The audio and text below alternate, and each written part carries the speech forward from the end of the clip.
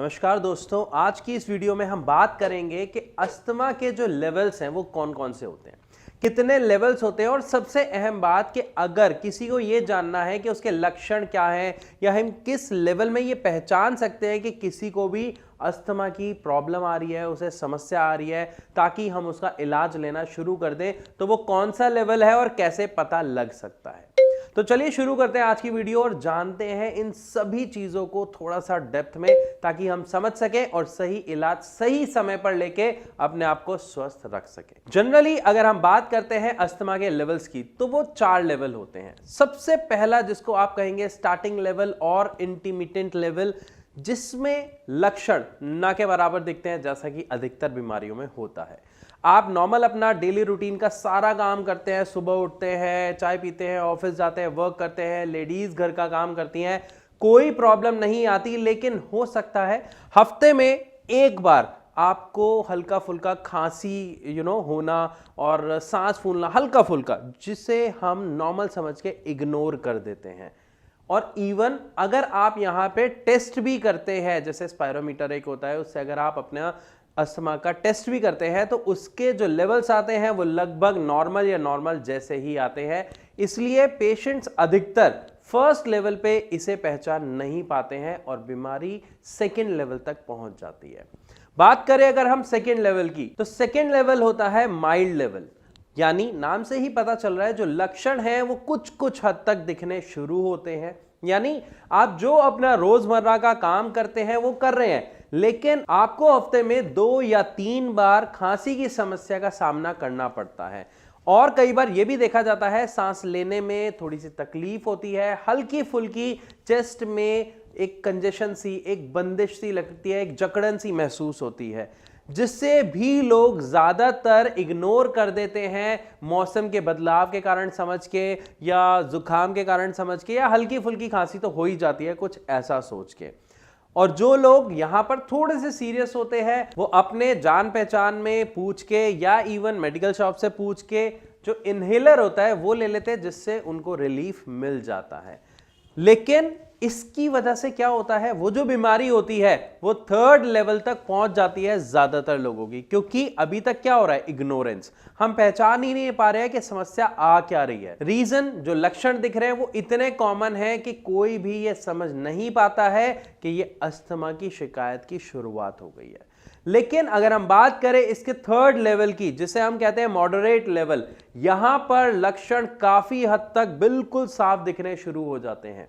आपको हफ्ते में 2 से 3 इवन 4 बार तक ये खांसी की समस्या काफी ज्यादा बढ़ जाती है। आपके जो रोजमर्रा के वर्क है, काम है, उसको करने में काफी तकलीफ का सामना करना पड़ता है। कई बार सांस फूल जाती है और छाती में जकड़न लगातार बनी रहती है। इसमें बहुत सारे लोग इनहेलर लेते हैं, जिससे उनको इंस्टेंट रिलीफ तो मिलता है, लेकिन उनकी समस्या वहीं की वहीं बनी रहती है, जिसको वो समझ नहीं पाते हैं। वो सिर्फ इंस्टेंट रिलीफ के लिए, मतलब हाल ही के रिलैक्स के लिए वो इनहेलर यूज करते हैं, शांत होते हैं और उसके बाद दोबारा अपना काम करने लग जाते हैं, जिसकी वजह से ये 4th लेवल तक आपकी बीमारी पहुंच जाती है। और स्पेशली ध्यान रखिएगा, थर्ड लेवल में जो सबसे ज्यादा सिम्टम या लक्षण जिसे कहें देखने को मिलते हैं वो होता है रात को, कि स्पेशली जब आप सोते हैं तब आपको खांसी बहुत ज्यादा आती है, आपको घबराहट या घुटन फील होती है। आप स्पेशली सो रहे हैं तो उठ के बैठ जाते हैं, खांसना शुरू कर देते हैं। आप अपने घर के खुले एरिया में स्पेशली जाते हैं, जैसे बैल्कनी हो गई, बरामदा हो गया, वहां पर जाते हैं ताकि आपको अच्छा सा एयर का फ्लो मिल सके। आपको ऐसा लगता है जैसे मुझे सांस नहीं आ रही है। ये अस्थमा के सबसे क्लियर लक्षण होते हैं। और अगर आपको या आपके परिवार में किसी भी सदस्य को ये लक्षण दिखाई दे रहे हैं, तो समझ जाइएगा कि अस्थमा के थर्ड लेवल यानी मॉडरेट लेवल तक आपकी समस्या पहुंच चुकी है।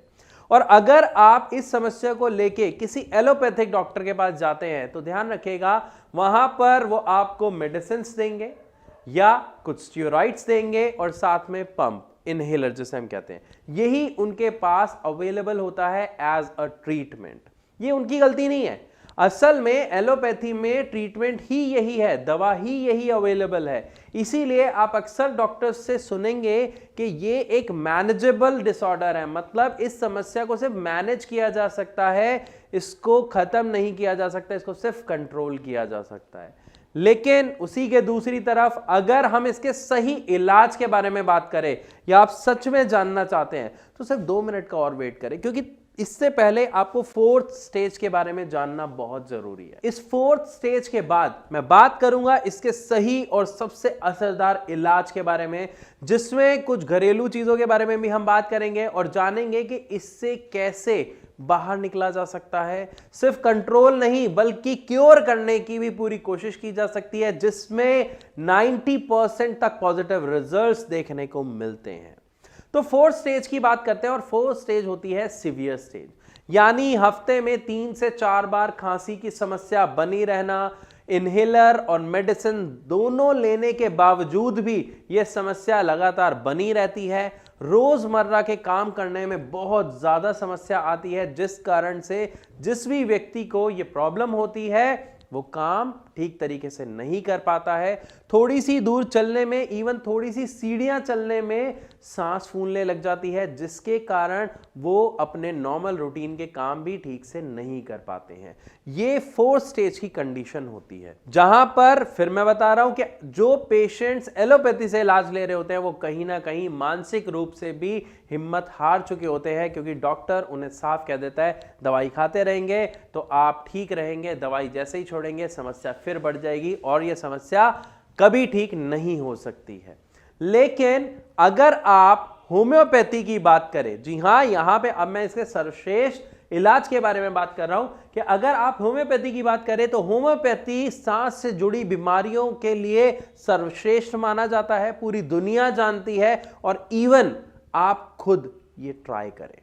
मैं क्यों कह रहा हूं, क्योंकि जब हमारे यानी भारत होम्योपैथी में पेशेंट्स आते हैं तो वो अपनी बहुत सारी प्रॉब्लम्स के साथ आते हैं। जिस तरीके की प्रॉब्लम्स मैंने अभी आपको बताई कुछ ये, और साथ ही पेशेंट टू पेशेंट कुछ प्रॉब्लम्स और भी बढ़ जाती हैं। अगर आपको भी मान लीजिए इससे रिलेटेड कोई समस्या है या आपके परिवार में किसी सदस्य को कोई समस्या है तो आप यहां पर फ्री ऑफ कॉस्ट कंसल्टेशन ले सकते हैं हमारे डॉक्टर से, यानी भारत होम्योपैथी के डॉक्टर से। कैसे? नीचे दिए गए नंबर पे जस्ट आपको कॉल करना है, हमारे डॉक्टर्स की टीम है जो आपकी पूरी मदद करेगी। क्योंकि आप जैसे और भी बहुत सारे पेशेंट्स हैं जो उनसे लगातार बात करते हैं, कंसल्ट करते हैं और इवन उनमें से जो आके ट्रीटमेंट लेते हैं उनमें से ज्यादातर लोगों को बहुत पॉजिटिव रिजल्ट्स देखने को मिलते हैं। और यहां पर एक और बात मैं आपको बता देता हूं, अगर आप काफी दूर रहते हैं, आपको यह लगता है कि हम तो आ नहीं सकते या हम यहां पे डॉक्टर से कैसे बात करें, तो आप जो है हमारे डॉक्टर से फोन पे भी बात कर सकते हैं, अपनी रिपोर्ट शेयर कर सकते हैं और अपनी दवा फोन पर ही मंगवा सकते हैं। तो फिर भी अगर आपके मन में कोई अभी सवाल है तो आप डायरेक्ट हमारे डॉक्टर से पूछिए, आपको अपने सभी सवालों और सभी समस्याओं के जवाब मिलेंगे। तो मैं आशा करता हूं इस वीडियो के माध्यम से आपको अच्छे से समझ आया होगा कि कौन से वो 4 स्टेजेस होते हैं अस्थमा के, जिसमें हमें यह समझ आता है या लक्षण जो है साफ दिखाई देने लगते हैं और किस तरह से कोई भी व्यक्ति 1st और 2nd स्टेज पर ही अपने लक्षणों को पहचान सकता है और सही इलाज ले सकता है, बशर्ते वो लक्षणों को पहचाने, इग्नोर ना करे और डॉक्टर के पास जाके सही दवा सही समय पर ले। कौन से डॉक्टर का चुनाव आपको करना है ये आपके ऊपर निर्भर करता है। तो इसी के साथ मैं आप सबसे चलने की इजाजत चाहूंगा, मिलूंगा अपनी अगली वीडियो में, तब तक के लिए नमस्कार।